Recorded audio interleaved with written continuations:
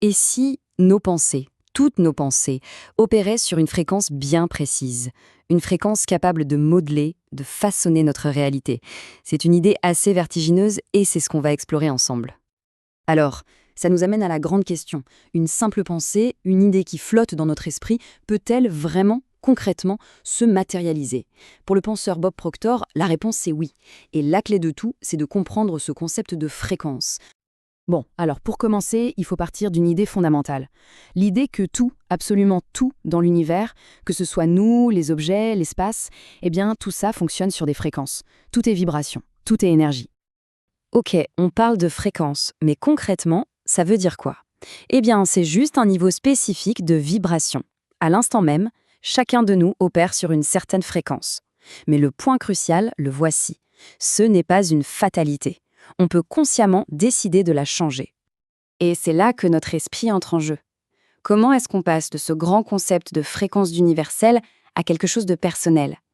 Eh bien, c'est la pensée qui sert d'outil, un peu comme un bouton de réglage sur une radio.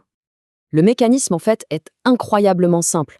Quand on se concentre sur une idée, ce n'est pas un acte passif. Non, c'est une force active qui vient immédiatement modifier notre propre vibration. On se branche, littéralement, sur une fréquence plus élevée qui correspond à cette idée.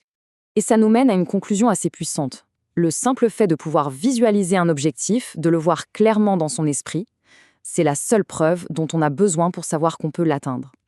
L'imagination n'est plus juste un rêve, elle devient la toute première étape de la création. D'accord, on a posé les bases théoriques. Maintenant, la partie pratique. Comment fait-on pour utiliser ce pouvoir de la pensée de manière intentionnelle, pour attirer ce que l'on souhaite vraiment?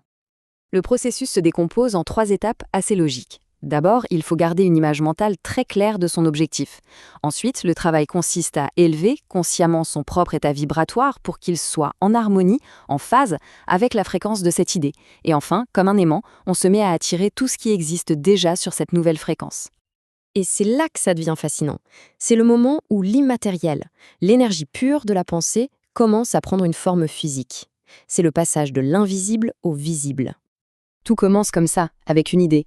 N'importe quelle idée, du moment qu'on la maintient fermement dans son esprit. Eh bien, elle ne va pas rester abstraite, elle va commencer à s'habiller en quelque sorte, elle va commencer à s'agréger de la substance, et elle va choisir quoi? Le chemin le plus simple. Elle va se matérialiser sous la forme la plus pratique, la plus directe qui se présente à elle. C'est le principe du moindre effort. Et voilà le résultat.